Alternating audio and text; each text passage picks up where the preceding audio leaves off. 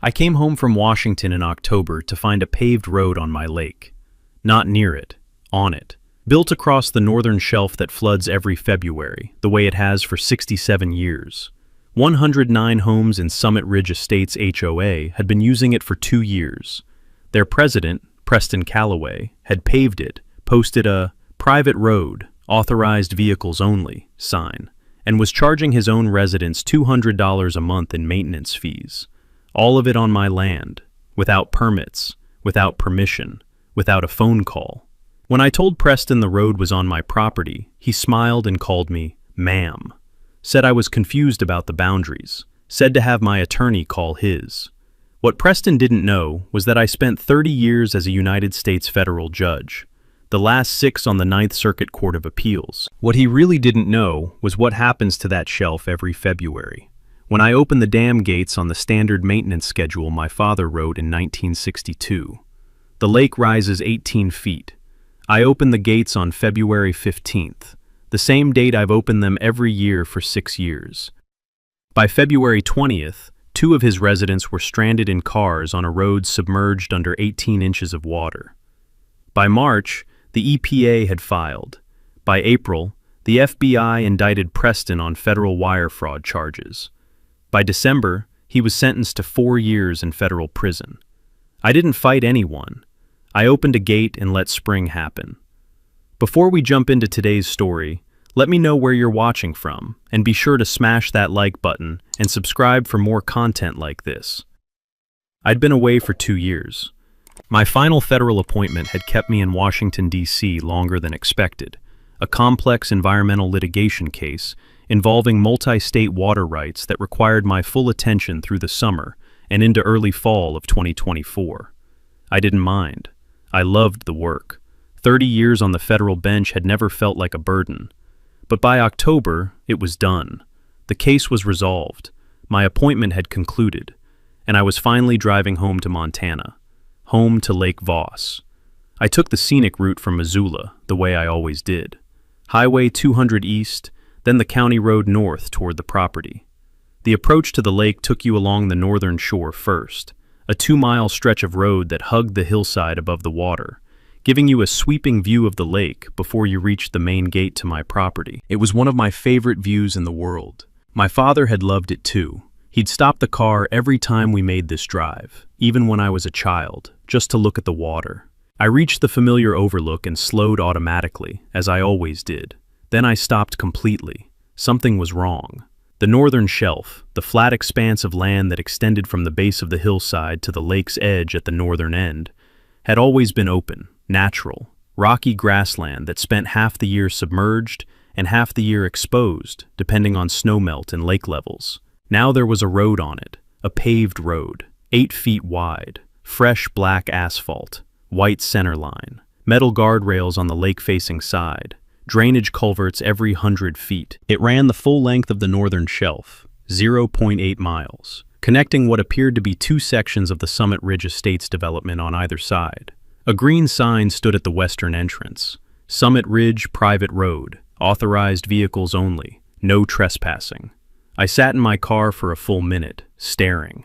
Then I got out. The October air was cold, sharp with the smell of pine and coming winter. I zipped my jacket and walked down to the shelf. Up close, the road was even more impressive in its audacity. Professional construction, proper drainage infrastructure, road markings freshly painted. Someone had spent real money on this. I walked the entire 0.8 miles. Every step, I was calculating. I knew this shelf. I'd played on it as a child. I'd watched it flood every spring for 60 years. My father had taught me to read the waterline markers on the rock face, how the dark staining on the limestone showed exactly how high the lake reached each April. The highest waterline mark I could see was 22 feet above where I was standing. The road was built 12 feet above the current lake level. That sounded safe, except I knew what this shelf looked like in March, when 4 mountain rivers began their snowmelt surge into the lake. I knew what it looked like in April, when the dam gates were partially open for ice management and the lake level climbed steadily. By late February, this road would have water running across it. By March, it would be submerged. By April, it would be 10 feet underwater. I finished walking the road and pulled out my phone. I used the property survey app I downloaded years ago. It pulled directly from county GIS records and overlaid them on satellite imagery. I zoomed into the northern shelf. My property boundary was clear. The line ran along the hillside, then extended across the shelf, then along the lake edge. The entire 0.8-mile road was inside my boundary, every inch of it. I took photographs, systematic, thorough, the way I'd been trained to document evidence over 3 decades on the bench. GPS coordinates for each end of the road, the sign, the guardrails, the drainage culverts, the asphalt surface, the waterline markers on the rock face, the date, October 18th, 2024. Then I checked county records on my phone. No construction permit for a road on this parcel. No easement recorded against my property. No authorization of any kind. The road had been built without permits, without my permission, and in direct violation of my property rights. I drove to the Summit Ridge Estates clubhouse. It was an impressive facility, a large timber frame building with mountain views, a covered entrance, and a parking lot full of expensive vehicles. The kind of place that announced its exclusivity before you walk through the door. Inside, a receptionist directed me to the HOA president's office. His name was on the door in brass letters. Preston Calloway, HOA president. I knocked. "Come in." Preston Calloway was in his late 40s. Tall, fit, silver-templed in the way that expensive haircuts make men look distinguished rather than old. Navy suit, gold cufflinks, the kind of confident posture that comes from years of being the smartest person in whatever room he walked into. He stood when I entered, extending his hand with a practiced smile. "Mrs. Voss, is it? My receptionist said you wanted to see me. Please, sit down." "Thank you." I sat across from his desk. "You built a road on my property." His smile didn't waver. "I'm sorry?" "The road on the northern lake shelf, the one your sign calls Summit Ridge Private Road. It's on my property, built without my permission and without county permits." Preston leaned back in his chair, still smiling, but differently now. The smile of someone who decided this was going to be a simple conversation to manage. "Mrs. Voss, I appreciate you coming in, but I think there may be some confusion. That road was built on county-designated wetland buffer land. We had the property thoroughly surveyed before we broke ground. Our attorneys reviewed everything. Your survey is wrong. Ma'am, we spent $340,000 building that road. I assure you, we did our due diligence." "Then your due diligence failed. That land has been in my family since 1947. My father purchased it as part of the original 3,200-acre parcel. In 1958, he built the Voss Dam, which created Lake Voss entirely within our property boundary. Everything within that boundary, including the northern shelf where you built your road, belongs to me." Preston's smile shifted again, condescending now, patient in the way people are patient with elderly relatives who've said something confused at dinner. "With all due respect, I think you may be misremembering the boundaries. These things get complicated with older properties. Our survey team was very thorough. I have the original 1947 deed, the 1958 dam construction permits, 4 subsequent property surveys, and 67 years of property tax records. I also have GPS coordinates confirming that every inch of your road falls within my boundary lines. I checked this morning." "Mrs. Voss, Judge Voss," he blinked. "I'm sorry?" "I spent 30 years as a United States federal judge, the last 6 years on the Ninth Circuit Court of Appeals. I'm not confused about property boundaries, and I'm not going to be talked out of what I can confirm with documentary evidence in a survey app." For the first time, Preston's composure flickered. Just slightly, just for a moment. Then it came back. "Judge Voss, I apologize for the informality, but my position remains the same. We had legal counsel review this project thoroughly. If you believe there's a boundary dispute, we can certainly arrange for a joint survey. There's no dispute. It's my land. Your road is trespassing." I stood. "You just made a very expensive mistake." I set my business card on his desk, not the one with just my name and phone number. The one that still listed my judicial credentials. He looked at it. "Have your attorney contact mine," I said. "You'll want to do that soon." I walked out. In my car, I sat for a moment before starting the engine. Preston hadn't taken me seriously. That was fine. Men like Preston rarely took 64-year-old women seriously until it was too late. But I wasn't thinking about the confrontation. I was thinking about something else. On my walk along the road, I'd noticed small signs posted at 50-meter intervals. Modest, easy to miss. Summit Ridge Road Maintenance District. Monthly assessment, active. I'd seen similar language in HOA documents before. It was the kind of language that meant residents were being charged a fee for road maintenance on a road built on my property without my permission. I pulled out my phone and called my former law clerk. Nathan Chen had clerked for me during my final 3 years on the Ninth Circuit, one of the sharpest legal minds I'd worked with in 30 years. He was now a senior attorney with the EPA's Regional Enforcement Office in Seattle. Judge Voss, it's been months. Are you back in Montana? I got home today. Nathan, I need your perspective on something. I described what I'd found. The road, the shelf, the flood cycle, the lack of permits, the maintenance assessment signs. He was quiet for a moment. Judge, is the lake fed by rivers that flow into any downstream navigable waterways? Yes. Lake Voss drains through the outlet creek into the Clark Fork River system.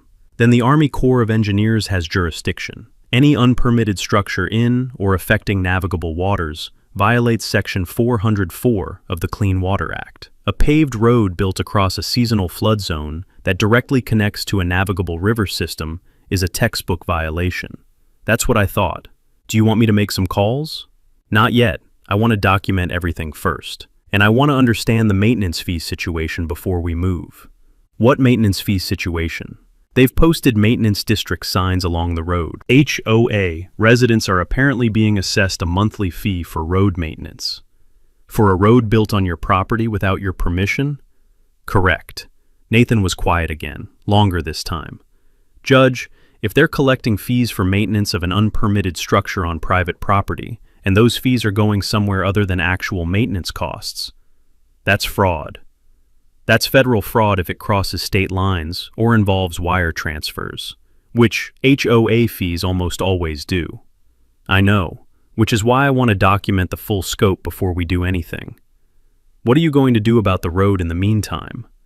I looked at my father's dam operation manual on the passenger seat. I'd grabbed it from the study before driving out that morning. February 15th, partial gate opening. Increase water flow by 40% for ice management. I'd done it every year for 6 years without fail. I was going to do it this year too. Nothing dramatic, I said. I'm just going to follow my standard maintenance schedule. Nathan understood immediately. I could hear it in his pause. When's your February maintenance?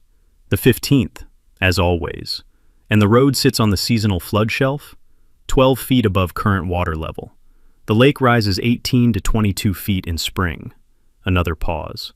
Judge Voss, you are a deeply methodical woman. I'm a property owner following a maintenance schedule I've adhered to for 6 years. Everything else is just weather. He laughed quietly. I'll be ready when you need me. That evening I sat in my father's study. The room was exactly as he'd left it when he died in 2018. Bookshelves of engineering manuals and legal references, his old drafting table in the corner, the original dam blueprints framed on the wall. He'd built that dam with his own money, his own engineering, and his own vision.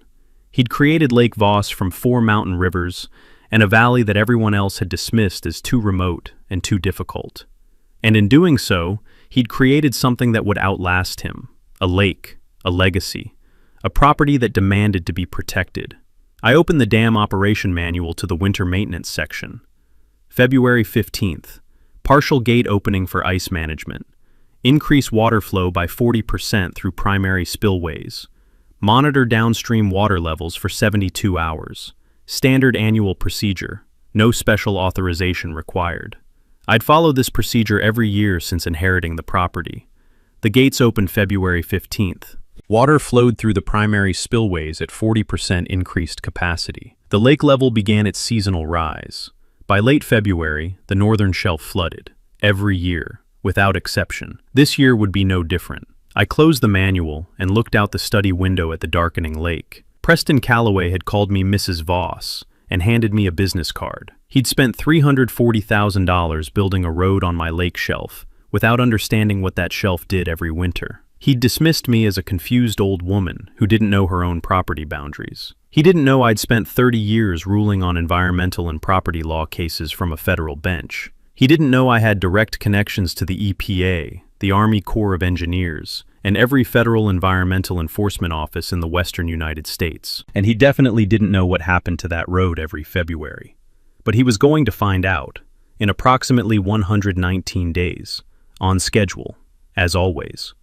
February 15th arrived cold and clear, 6 inches of snow on the ground, temperature at 18 degrees at sunrise, the kind of Montana winter morning that made the mountains look like a painting and reminded you why people either loved this state completely or left it permanently. I was at the dam control house at 7 a.m. The Voss Dam was my father's masterpiece. 75 feet of reinforced concrete rising from the valley floor, holding back 1,100 acres of mountain water. He'd designed it himself, a civil engineer who'd spent 15 years studying Western dam construction before breaking ground in 1958. The control house was small but solid, same concrete construction as the dam itself. Inside, the main gate controls, monitoring equipment, flow gauges, and a logbook that dated back to the dam's first year of operation. I opened the logbook to a fresh page. February 15th, 2025. Annual winter maintenance. Partial gate opening for ice management. Increasing primary spillway flow by 40%. Operator, Eleanor M. Voss. I'd made this same entry every February for 6 years.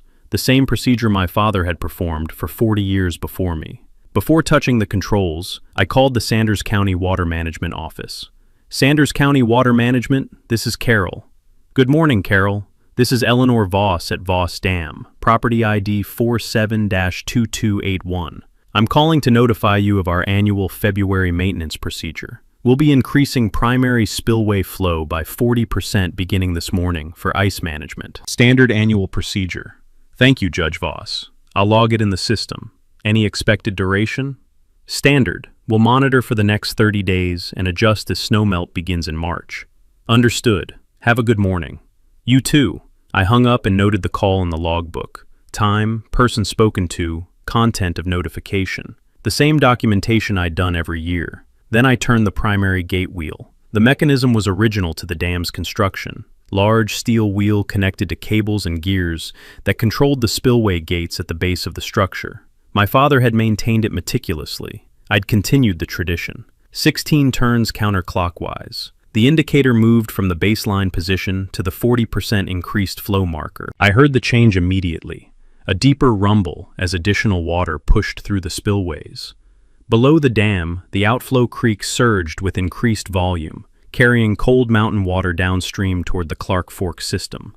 Above the dam, the lake's surface was still. Frozen at the edges, open water in the center. But the dynamics had changed. With the spillways flowing at increased capacity, the natural balance of the lake shifted. The inflow from 4 mountain rivers, reduced to winter trickle level in February, would now gradually exceed the outflow. The lake level would begin rising, slowly, predictably, exactly as it had every year for 67 years. I logged the gate position, the time, and the weather conditions. Then I walked outside and stood on the dam's observation platform. I looked north toward the shelf where Summit Ridge's road sat at 12 feet above the current water line. I didn't do anything else. I didn't make any additional gate adjustments. I didn't increase flow beyond the standard 40%. I just followed the maintenance schedule my father had written in 1962 and walked back to my house for breakfast. By February 17th, 2 days in, the lake level had risen 14 inches. Not enough to touch the road yet, but enough to be visible. The rock face markers, which I checked every morning with binoculars from my porch, showed the steady climb. I logged it in my maintenance records. Routine. By February 19th, 4 days in, the lake was up 3 feet, still not touching the road, but the northern shelf was visibly wetter. Water was seeping up through the gravel substrate, saturating the ground beneath the road's drainage culverts. I photographed the waterline markers every morning. GPS stamped, date stamped, time stamped. Documentation. On February 20th, 5 days after opening the gates, I received a call from a number I didn't recognize. Judge Voss, this is Deputy Marcus Webb, Sanders County Sheriff's Office. We're out at your property. the northern section, near the Summit Ridge development. We've had some vehicles stranded in water on a road out here. Are you available to come out? I set down my coffee. I'll be there in 15 minutes. I arrived at the Northern Shelf Access Road to find a scene that was equal parts emergency response and chaos. Two vehicles were stranded in the road's midsection, a black SUV and a silver sedan, both with water at door panel level. The road's surface was submerged under approximately 18 inches of water across a 40-foot section where the shelf dipped lowest. A fire department truck was parked at the eastern end. Two firefighters and waiters were working to attach tow lines to the stranded SUV. 3 sheriff's deputies were on scene, including Deputy Webb, who met me at my car. "Judge Voss, thank you for coming. Are you the property owner of this parcel?" He gestured toward the shelf. "I am, all of it, including the shelf where that road was built." He looked at his notepad. "Can you confirm the property ID and boundary?" I handed him a folder I'd brought from home. It contained the property deed, the most recent survey from 2019, and the dam operation permit listing my ownership of the full 3,200-acre parcel. He reviewed it for a moment, then looked up at the road. "Judge, did you know this road was here? I discovered it in October, when I returned from Washington. I have documentation of my discovery, including photographs and GPS records. Did you authorize its construction?" "No. I have no record of any easement request, permit application, or permission sought by Summit Ridge Estates or any of its representatives." Deputy Webb made notes. Across the water, I could see Preston Calloway standing at the eastern end of the road. He was wearing a heavy coat over what appeared to be business attire, his expensive shoes thoroughly unsuited for the wet gravel he was standing on. He was on his phone, animated, pointing at the water. He saw me arrive. He ended his call and walked around the perimeter of the flooded section toward us, moving fast. "What is going on?" he demanded, arriving breathless. "Who authorized flooding this road? We have 2 vehicles stuck." Deputy Webb held up a hand. "Sir, I'll get to you in a moment. I'm speaking with the property owner." Preston stopped. He looked at me. Recognition crossed his face. You did this." "Good morning, Mr. Calloway. You flooded our road deliberately." "I conducted routine dam maintenance on the standard annual schedule." I looked at Deputy Webb. "I notified Sanders County Water Management at 7:04 a.m. on February 15th. I have the call log." I showed him my phone, the logged call, the time, the county office number. Deputy Webb noted it. "I open these gates every February 15th, I continued. "I have 6 years of maintenance records showing this exact procedure performed on this exact date every year." The lake level rises in late February as a natural result of reduced outflow during ice management. This shelf has flooded every February for 67 years. "She planned this!" Preston's voice had risen. Several of the firefighters glanced over. "She found out about our road and deliberately timed this to destroy it." "Mr. Calloway," Deputy Webb's voice was steady and authoritative, "I need you to lower your voice. We have an active rescue operation happening." "She's using her dam as a weapon." "Sir," the deputy's tone sharpened, "I said lower your voice." Preston stopped talking, jaw clenched. Deputy Webb turned back to me. "Judge Voss, to your knowledge, does this road have the necessary permits for construction on this parcel?" I checked county records in October after discovering the road. At that time, there was no construction permit, no grading permit, and no easement of any kind recorded against my property. The deputy looked at Preston. "Mr. Calloway, do you have documentation showing permits for this road's construction? We had a survey conducted that showed this land was county wetland buffer. Do you have permits issued by Sanders County for road construction on this parcel?" Preston hesitated. The survey indicated, "Yes or no, sir. Do you have county permits?" A longer hesitation. "The permitting situation is being reviewed by our attorneys." Deputy Webb wrote something in his notepad. One of the firefighters called out.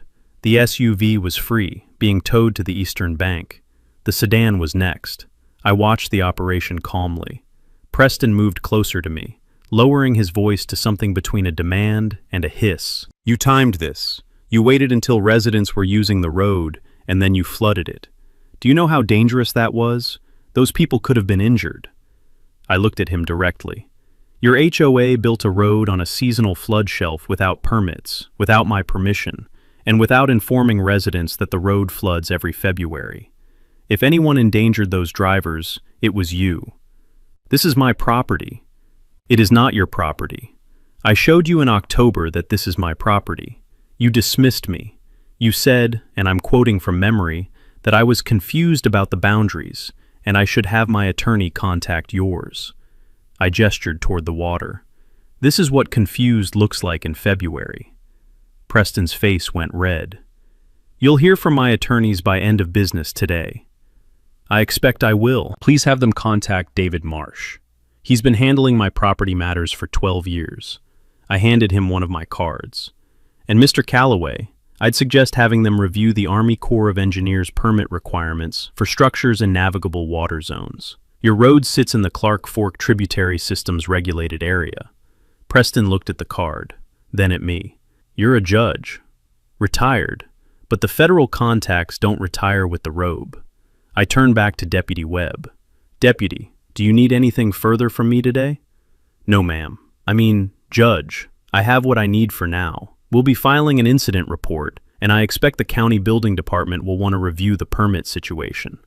Of course, I'm available whenever needed. I handed him a second document from my folder, a one-page summary I'd prepared in October showing the property boundary, the location of the road, and the annual waterline data for the past 6 years documenting the flood cycle on the northern shelf.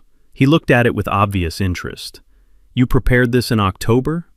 When I discovered the road, I document everything, Deputy. 30 years on the federal bench is a hard habit to break. I drove home. On my porch, I refilled my coffee and called Nathan Chen in Seattle. Nathan, the road flooded this morning. 2 vehicles stranded. Sheriff responded. Any injuries? None. Fire department got both vehicles out safely. How did the HOA respond? Preston Calloway accused me of deliberate flooding.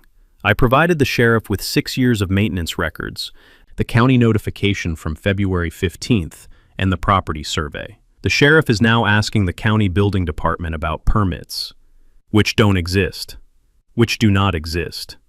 Judge, once the county building department confirms no permits were issued, this becomes an official, unpermitted structure case.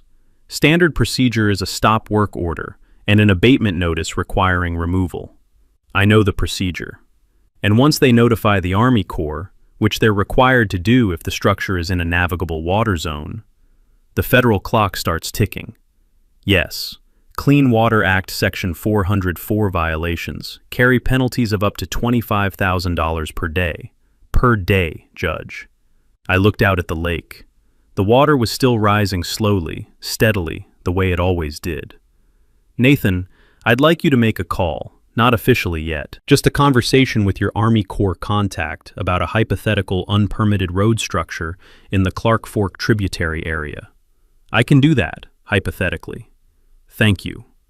Judge, this is going to get much bigger than a road. I know. I hung up and opened my maintenance logbook. February 20th, 2025. Lake level plus 36 inches from baseline. Northern shelf flooding confirmed. Sheriff response. Incident report filed. County building department inquiry initiated. All consistent with normal annual flood cycle. Routine. Exactly as scheduled. The Sanders County Building Department moved faster than I expected. By February 22nd, just 2 days after the vehicles were stranded, a county inspector named Gary Whitfield had walked the flooded road, reviewed the permit database, and issued his finding. No grading permit, no road construction permit, no drainage alteration permit, no floodplain development authorization, nothing. Summit Ridge Estates had built 0.8 miles of paved road, installed 12 drainage culverts, placed guardrails, and applied road markings, all without a single permit from Sanders County.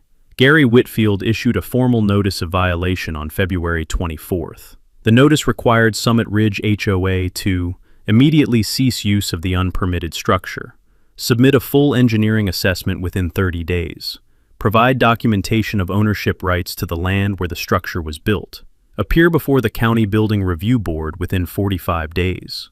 I received a courtesy copy because my property deed was attached to the incident report. I filed it neatly in the growing folder labeled Summit Ridge Road Documentation. That same week, Gary Whitfield did something the county was legally required to do once an unpermitted structure near water was identified. He notified the Army Corps of Engineers. The notification went to the Army Corps' Omaha district, which had jurisdiction over Montana waterways. It was a routine referral, standard procedure when unpermitted construction potentially affected regulated waters. What wasn't routine was what happened next. The Army Corps assigned the case to their Regulatory Enforcement Division within 48 hours, instead of the standard 2-week processing time. That acceleration had Nathan Chen's fingerprints on it. He called me on February 26th. "Judge, the Army Corps is moving. I made some calls." "How fast are they moving?" "Fast. The Clark Fork tributary designation makes this straightforward. Any structure affecting water flow into a navigable river system requires a Section 404 permit under the Clean Water Act. No permit exists. That's a violation, open and shut." "What about the drainage culverts?" Nathan paused. "That's actually worse than the road itself. Our field team looked at the photos you sent. The culverts are installed at the wrong grade. Instead of directing seasonal overflow away from the road surface, they're channeling it directly into the substrate beneath the road. That's been causing subsurface erosion of the lake shelf since the road was built." "How bad?" "The erosion is tracking downstream through the substrate and emerging in the outlet creek.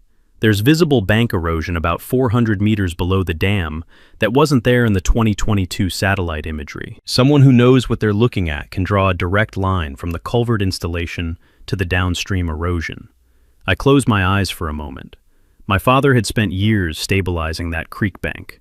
So we have unpermitted road in a regulated waterway zone, improper drainage causing active erosion, and downstream impact on a Clark Fork tributary. Yes, EPA is prepared to open a formal enforcement action. I need your authorization to move forward officially. You have it.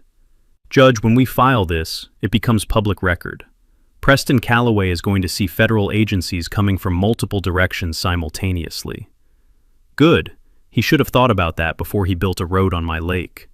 Nathan filed the formal EPA enforcement referral on March 3, 2025. The EPA issued 2 documents simultaneously. First, a formal notice of investigation under the Clean Water Act, citing potential Section 404 violations for unpermitted fill material in waters of the United States. Second, a cease and desist order prohibiting any use of the Summit Ridge road structure pending investigation. Both documents were served on Summit Ridge Estates HOA and on Preston Calloway personally, because, as the HOA president and the attorney of record who had approved the construction, he was named as a responsible party. Preston's response was immediate and predictably wrong. He called a press conference. I watched the local news coverage that evening. Preston stood in front of the Summit Ridge clubhouse in his best suit, flanked by 2 attorneys I didn't recognize. "The EPA's action is completely without merit," he said, his voice carrying the practiced confidence of a real estate attorney who'd spent 20 years intimidating smaller parties. "This is a private road on private community land.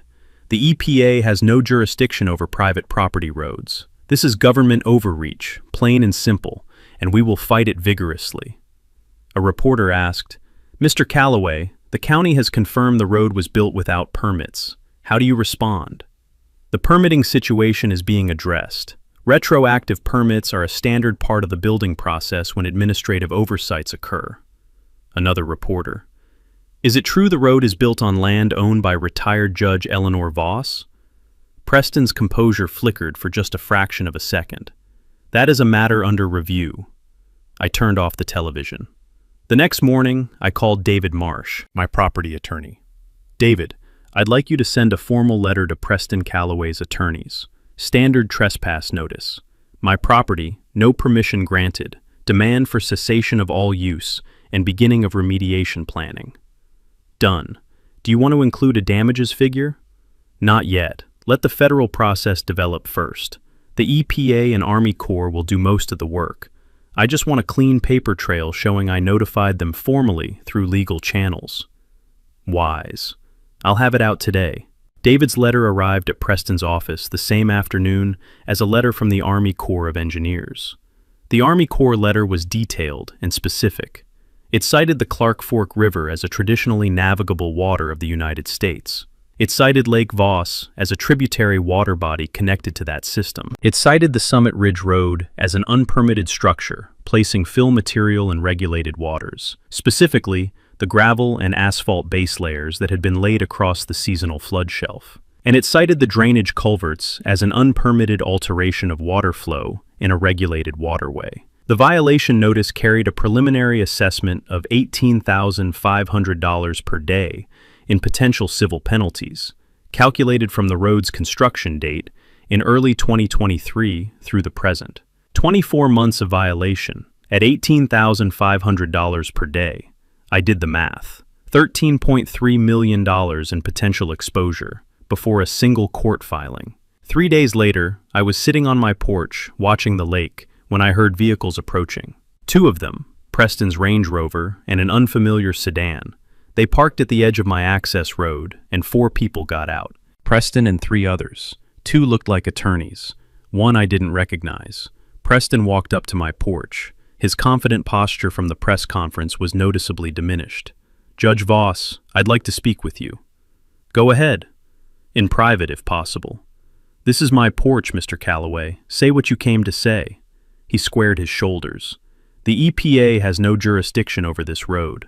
It's a private structure on what we surveyed as private land. Their cease and desist is legally invalid, and we're going to challenge it.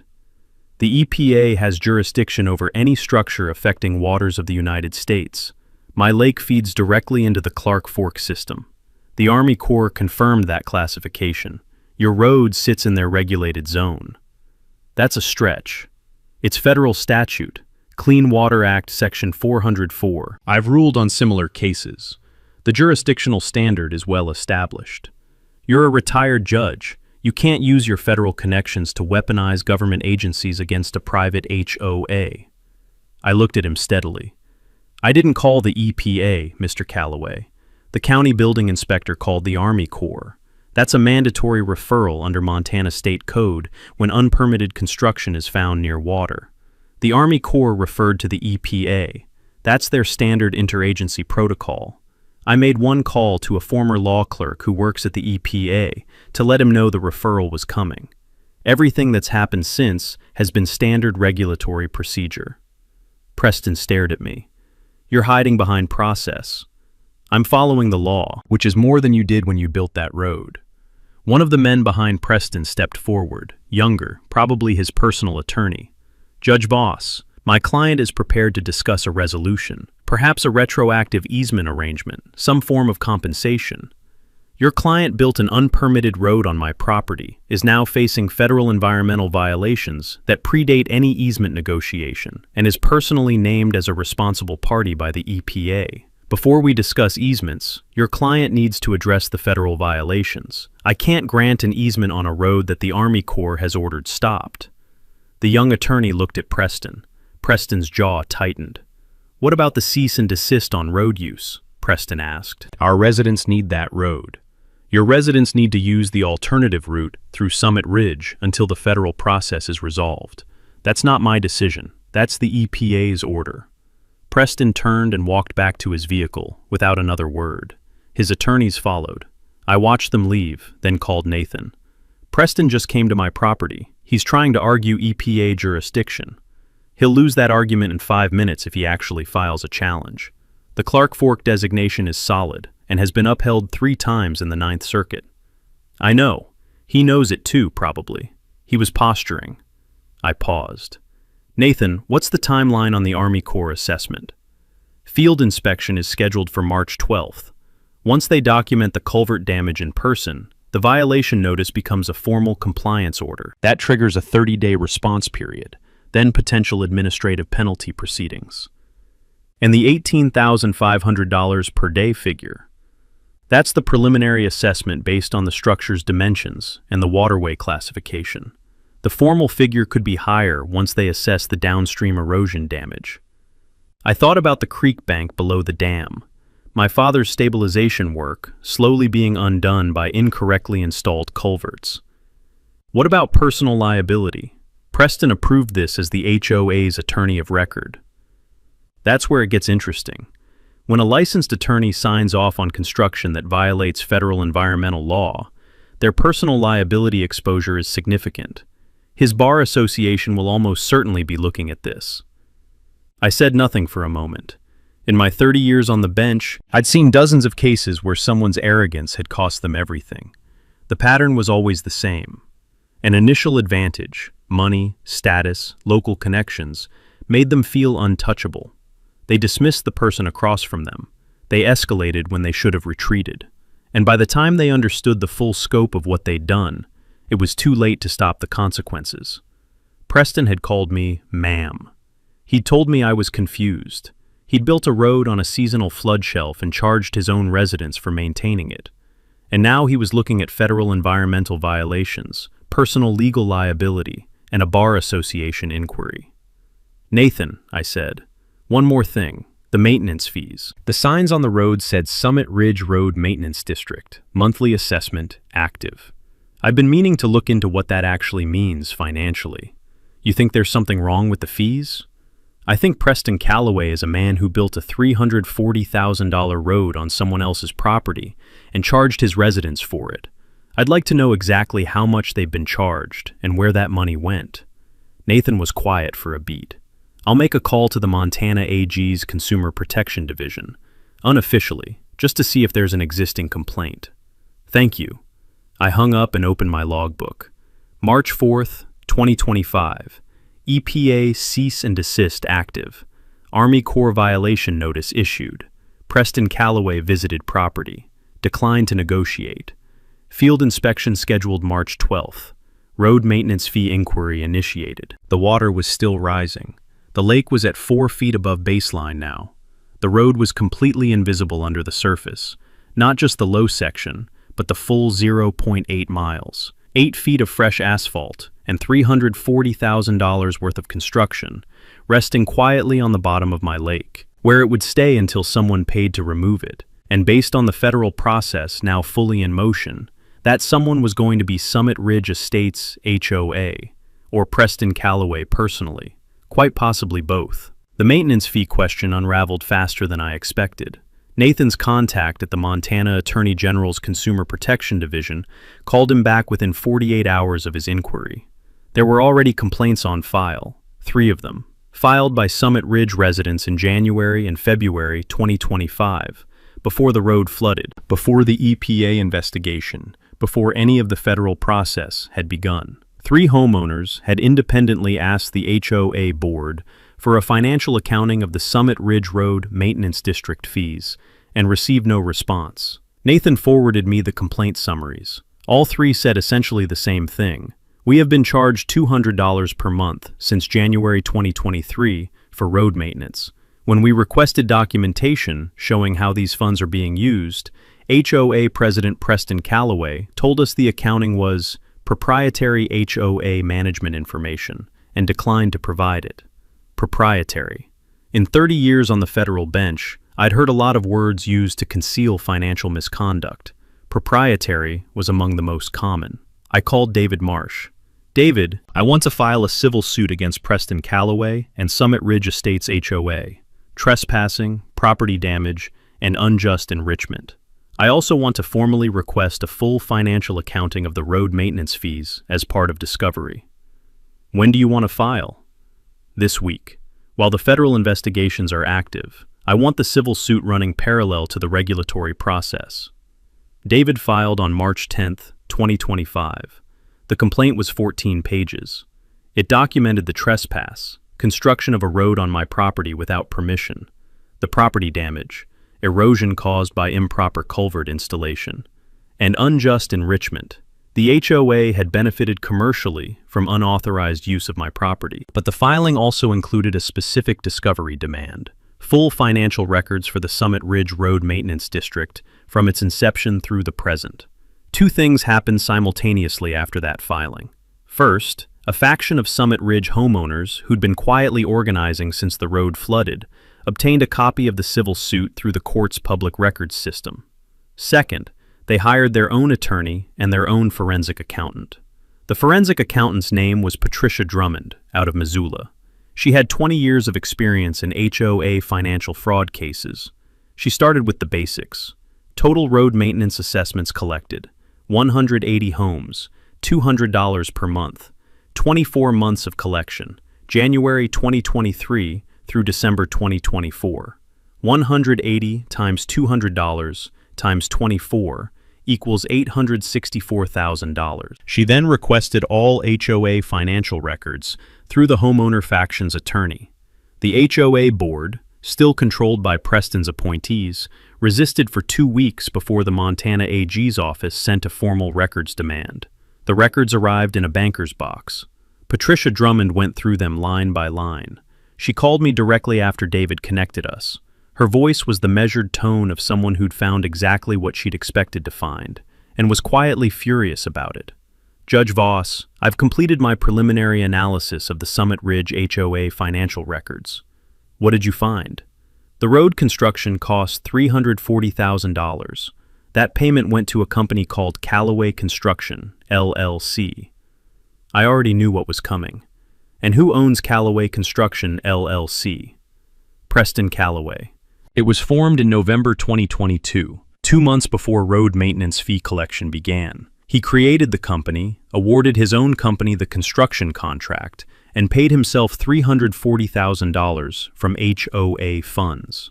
So he collected $864,000, paid his own company $340,000, and has $524,000 remaining. That's where it gets worse. The remaining $524,000 didn't sit in the HOA account. It was dispersed through a series of invoices to a legal services firm called PCL Consulting Group.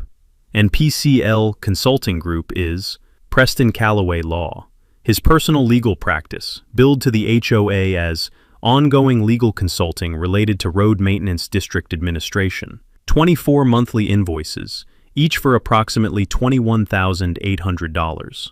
I sat with that for a moment. It was brazen, genuinely, remarkably brazen. He'd created a fake maintenance fee, collected $864,000 from 180 families, paid himself $340,000 through his construction company for building an illegal road on someone else's property, then pocketed the remaining $524,000 through fraudulent legal consulting invoices to his own law firm. All of it documented, all of it traceable. All of it in the financial records he'd tried to withhold. Ms. Drummond, I'll need a copy of your full analysis for our civil suit discovery.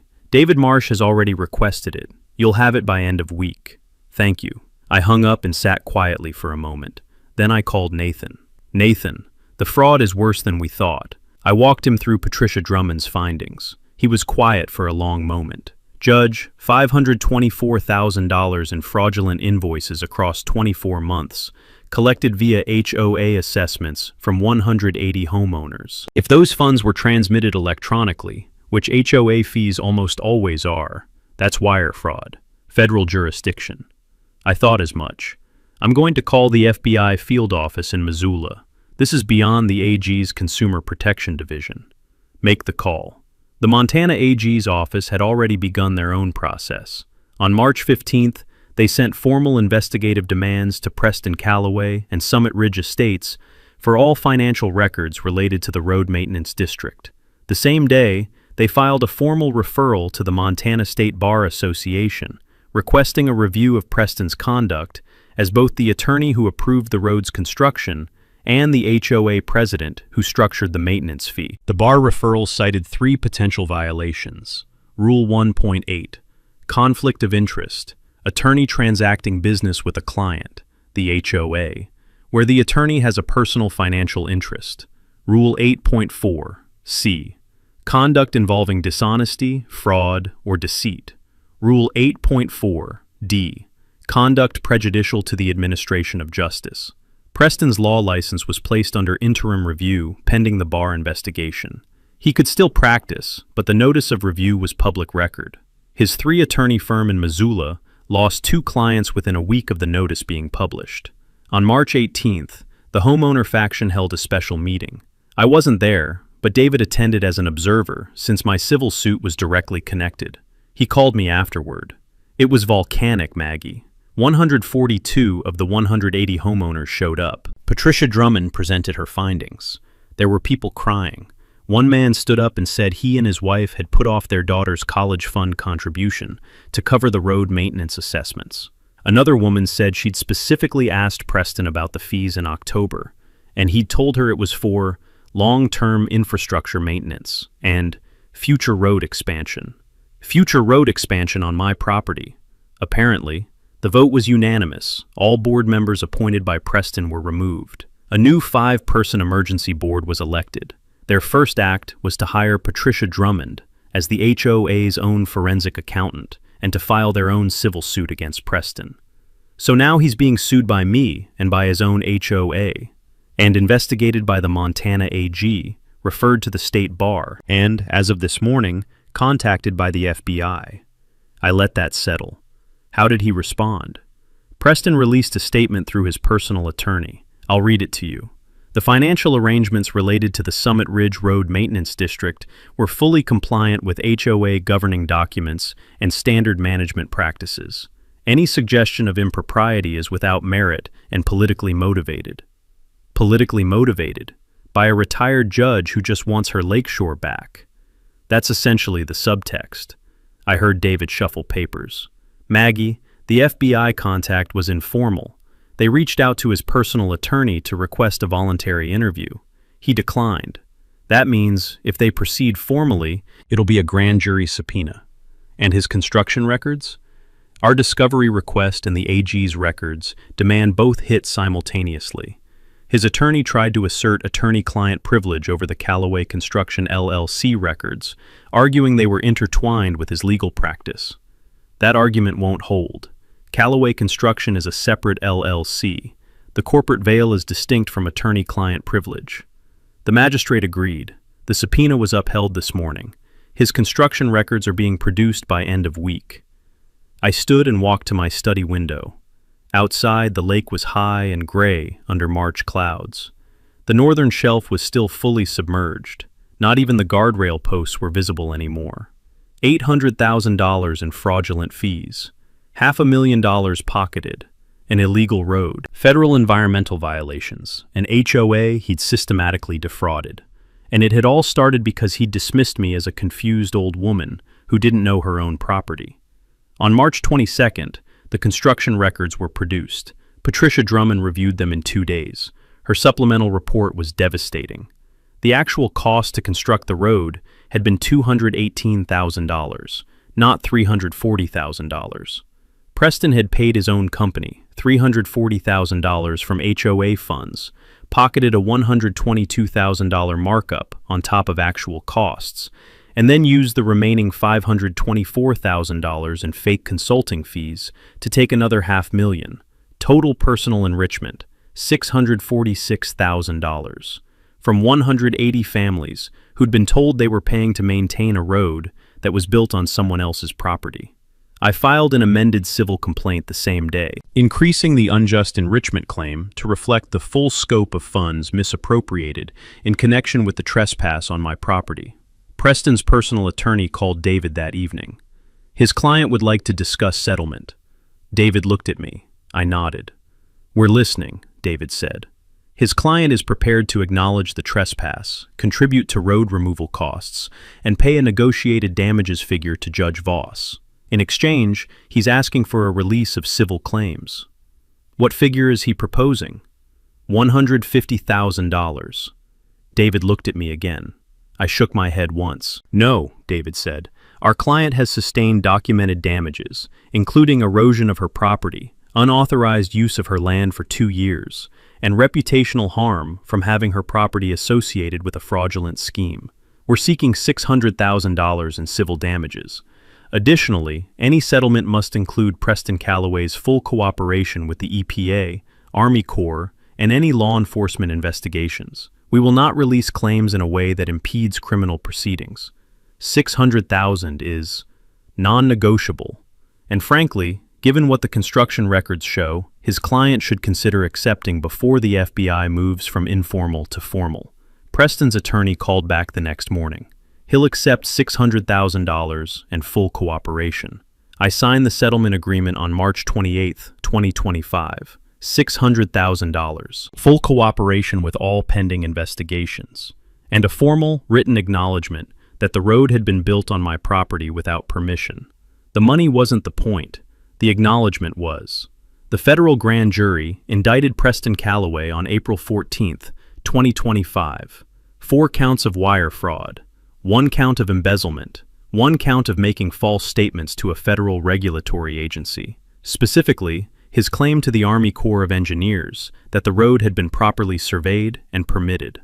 The indictment was unsealed at 9 a.m. By 9:30 a.m., it was on the front page of the Missoula Independent's website. By noon, it had been picked up by the Associated Press. By evening, Preston Calloway's name was trending on Montana's social media. I read the indictment carefully at my kitchen table. It was thorough, 31 pages. The U.S. Attorney's Office had done excellent work. Count 1 through 4, wire fraud, covered the monthly HOA fee transfers. Each electronic transfer of the $200 monthly assessments from 180 homeowners to the HOA account, and then from the HOA account to Calloway Construction LLC and PCL Consulting Group, constituted a separate wire fraud event under 18 U.S.C. Paragraph 1343. Count 5, embezzlement, covered the full $646,000 in personal enrichment. The $122,000 construction markup paid to his own company above actual costs. The $524,000 in fraudulent consulting invoices billed to himself. Count 6, false statements, covered his representations to the Army Corps that the road was legally permitted and properly surveyed. Each wire fraud count carried a maximum of 20 years. The embezzlement count carried 10. The false statements count carried 5. Preston was looking at a theoretical maximum of 95 years. That was never going to happen. But even a fraction of it would end his life as he'd known it. His personal attorney issued a statement. Mr. Calloway denies all charges and will vigorously defend himself. These allegations represent a politically motivated prosecution, driven by the personal vendetta of a former judge. I was a retired federal judge who just wanted her lakeshore back. But sure, political vendetta. The same week as the indictment, 2 other institutions moved. The Montana State Bar Association suspended Preston Calloway's law license on an interim basis pending resolution of the criminal charges. Under Montana bar rules, an attorney under federal indictment for crimes involving dishonesty or fraud is subject to immediate interim suspension. Preston's license was suspended within 72 hours of the indictment being filed. His 3-attorney firm in Missoula dissolved within 2 weeks. His 2 partners issued a joint statement dissociating themselves from Preston's conduct and rebranding under a new firm name. 22 years of legal practice, ended by a road built on the wrong person's property. On April 22nd, the EPA issued its formal penalty assessment. After the Army Corps field inspection in March had documented the culvert erosion damage in detail, the EPA calculated their Clean Water Act violation penalties. The road had been in place since March 2023. 25 months. The EPA assessed penalties at $7,400 per day for the unpermitted fill material violation, a reduced rate from the preliminary assessment, reflecting the HOA's cooperation with the investigation. 25 months times 30 days times $7,400 equals $5.55 million theoretical maximum. But the EPA exercised prosecutorial discretion, reducing the assessed penalty to $180,000 based on the HOA's cooperation, the absence of intentional environmental damage, and the relative small scale of the downstream erosion. $180,000, payable within 90 days. The Army Corps issued their compliance order the same week. The road had to be removed, every inch of asphalt, every drainage culvert, every guardrail post. The substrate had to be excavated, the natural grade restored, and the shoreline revegetated. The Army Corps estimated removal and restoration costs at $400,000. The HOA had 120 days to begin work and 180 days to complete it. And then there was my settlement, $600,000, already agreed and signed. I sat with David the morning after the EPA and Army Corps orders were issued. He laid out the numbers on a legal pad. EPA penalty, $180,000. Army Corps road removal, $400,000. Eleanor's civil settlement, $600,000. Legal fees incurred by HOA, $220,000. Total, $1,400,000. What are their reserves? I asked. New board provided full financial disclosure as part of the AG investigation. Current HOA reserves, $312,000. Annual dues revenue, approximately $540,000. But $380,000 of that goes to operating expenses, insurance, maintenance, staff. So, net annual surplus is around $160,000. Yes, which means even if they applied every dollar of reserves and every dollar of surplus for the next 5 years, they couldn't cover $1.4 million. What about special assessment? They could theoretically assess each homeowner, but the new board commissioned an attorney opinion.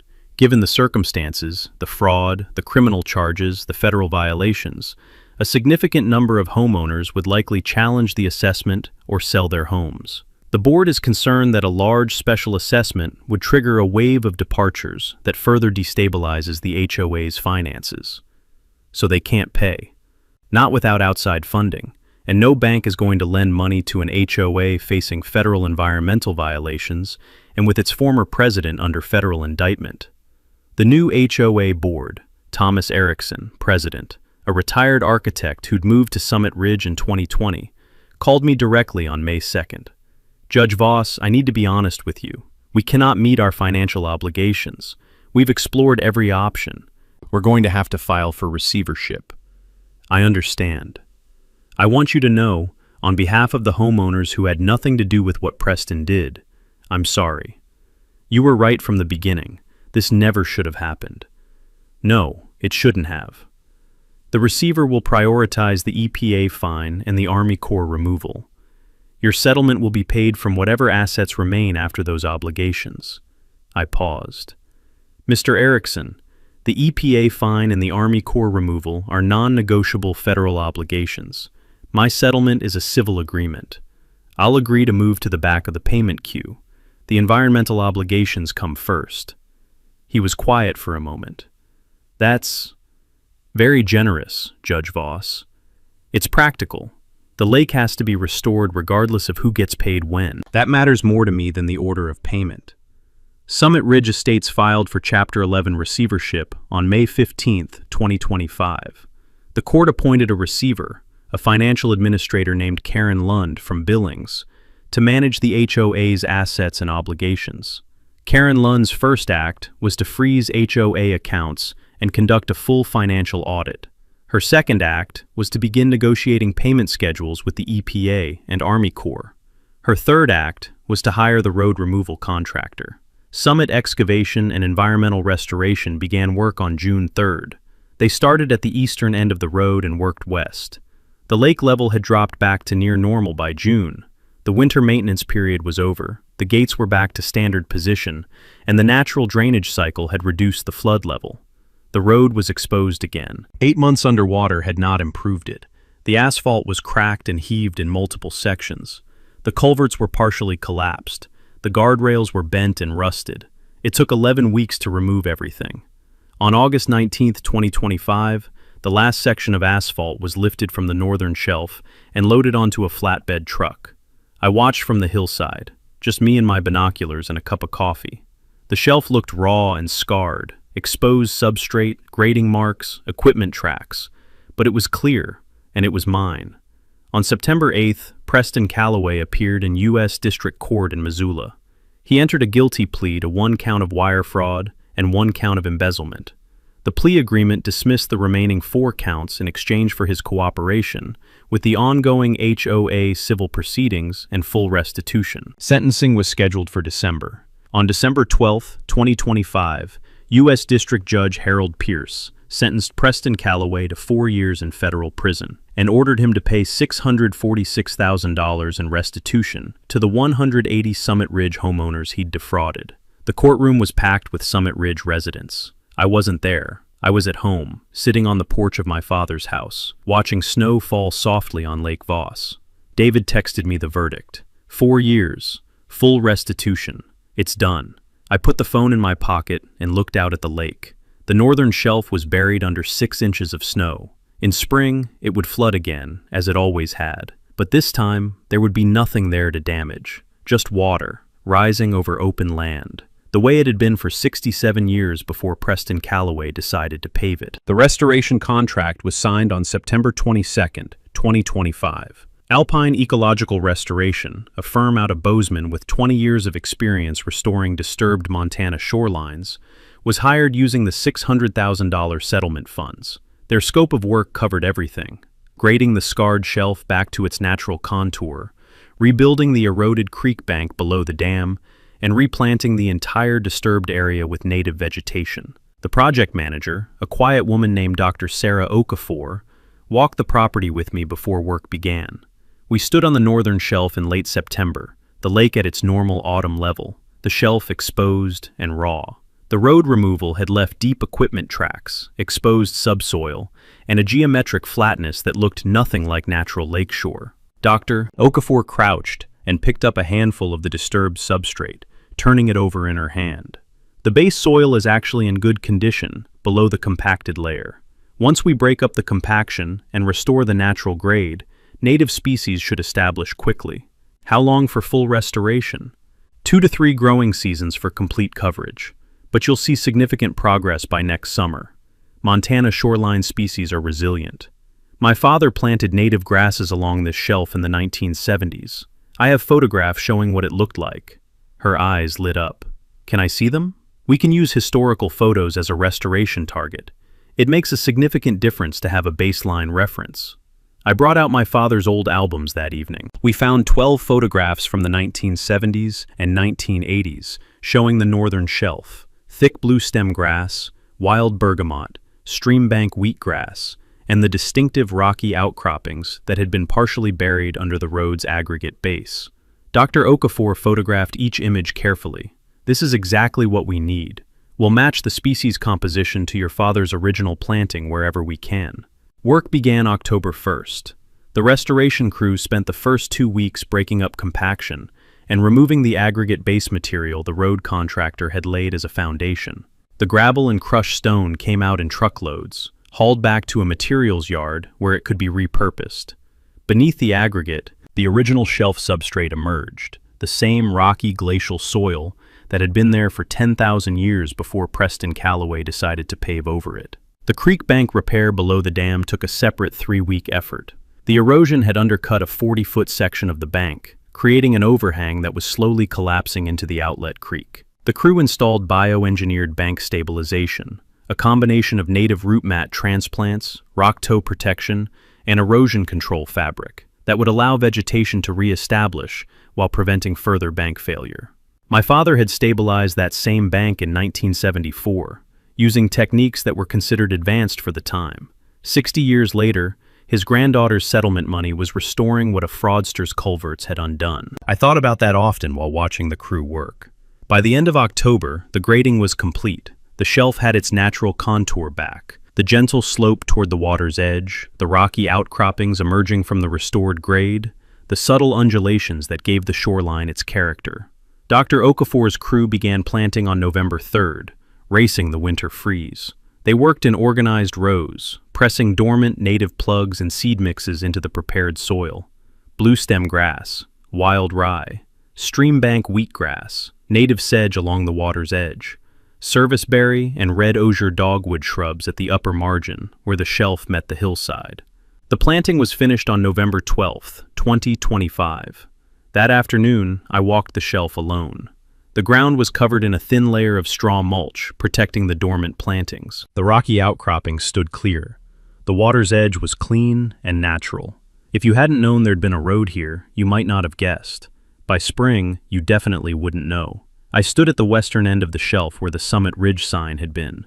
Summit Ridge, private road, authorized vehicles only. Now long gone, hauled to a landfill in Missoula with the rest of the road materials. The air was cold and still. The lake was gray-blue under November clouds, its surface perfectly calm. My father had stood in this exact spot in 1958, watching the valley fill for the first time after he closed the dam gates. He'd written about it in his journal, which I still kept in the study. The water came slowly at first, then faster than I expected. By the third day, the valley was changed forever. What had been scrubland and rocky creek bed was becoming something else, something that would last. It had lasted 67 years, and it would last longer than that now. The Summit Ridge homeowners reorganized in November 2025. After the receivership proceedings wound down, a core group of 140 homeowners, those who chose to stay despite everything, formed a new HOA structure. They called it Summit Ridge Community Association. No Preston, no board members who'd served under him. New governing documents written from scratch with strict financial oversight requirements. Thomas Erickson, who'd served as emergency board president during the receivership, was elected as the new association's first president. He called me on November 20th. Judge Voss, the new association has held its first formal meeting. I wanted to let you know a few things. Go ahead. First, the restitution. The receiver has confirmed that Preston Calloway's $646,000 restitution order will be distributed to the 180 homeowners proportionally. Each household will receive approximately $3,580. That's good news for your residents. It helps, not everything, but it helps. He paused. Second, the new board voted unanimously to adopt a formal policy that no structures, improvements, easement requests, or access claims will ever be made against your property. It's written into our governing documents. Any board member who attempts to pursue any claim against the Voss property is subject to immediate removal. I was quiet for a moment. I appreciate that, Thomas. You were right from the beginning. We had a president who thought he could take what wasn't his and talk his way out of the consequences. He was wrong. The new association understands that. I'm glad. One more thing. We took up a collection among the homeowners. Not as compensation. We know you received the settlement. Just as a gesture. We'd like to donate $12,000 to the Clark Fork Coalition for watershed restoration work, in acknowledgement of the damage done to your property and the tributary system. I didn't say anything for several seconds. That's thoughtful, Thomas. The Clark Fork Coalition does excellent work. It seemed right. After we hung up, I sat for a long time looking out at the lake. In early December, Nathan Chen drove up from Seattle for a few days. He'd been instrumental in the federal investigation, his Army Corps contact, his EPA referral, his call to the FBI field office. Without his help, the federal process would have moved at standard regulatory pace. The road might still be there. We sat on the porch the morning after he arrived, bundled against December cold, watching snow fall on the lake. The surface was beginning to freeze at the edges. By January, it would be solid enough to walk on. In February, I would open the dam gates again. Standard maintenance schedule. The lake would rise. The northern shelf would flood, and this time there would be nothing there but dormant native grass waiting for spring. Nathan wrapped both hands around his coffee mug. Judge, I've been thinking about this whole thing from beginning to end. October, when you came home and found the road. February, when you opened the gates. March, when the EPA filed. September, when Preston pled guilty. He shook his head slowly. You never raised your voice once. Raising your voice is for when you don't have the evidence. He smiled. Was it worth it? All of it. The legal process, the federal agencies, the months of documentation and coordination. I looked out at the lake. I didn't fight anyone. Preston Calloway built a road on a lake shelf that floods every spring. He called me confused. He called me ma'am. He handed me a business card and told me to have my attorney call his. I paused. I opened the dam gates on February 15th, the same way I've done every year for 6 years. The same way my father did for 40 years before me. I just let spring happen. Nathan nodded slowly. And the rest followed. The rest followed because Preston had already broken the law before I got home from Washington. The road was illegal the day they broke ground. The fraud started the day he created the maintenance district. The environmental violation began the day they poured the first cubic yard of aggregate on that shelf. None of that was my doing. I just stopped pretending it wasn't happening. A Canada goose landed on the lake's surface near the eastern shore, breaking the perfect stillness. I watched it settle. 30 years on the federal bench taught me one thing, I said. You don't need to fight people who are already fighting the law. You just need to wait for the law to catch up with them. Nathan was quiet for a long moment. Then, your father would have appreciated how this ended. I looked toward the northern shelf, buried now under clean snow, native grass dormant beneath it, rocky outcroppings standing clear, the natural shoreline restored, exactly as the photograph showed it in 1978. He would have said I was too patient. He'd have closed the road the first week. Nathan laughed. Maybe that's the difference between engineers and judges. Engineers solve problems immediately. Judges wait until the record is complete. I stood and walked to the porch railing. The lake stretched south for nearly 2 miles, gray and still and immense, ringed by mountains going white with early winter snow. My grandfather's land, my father's dam, my lake. Every inch of it documented, every boundary surveyed, every right protected. Preston Calloway had looked at this lake and seen a shortcut for 180 wealthy homeowners. He hadn't seen the woman who'd grown up swimming in it, whose father had built the dam that created it, who'd spent 30 years on the federal bench learning exactly how the law protected land like this. He'd called her confused. She'd opened a gate, and the lake had done the rest.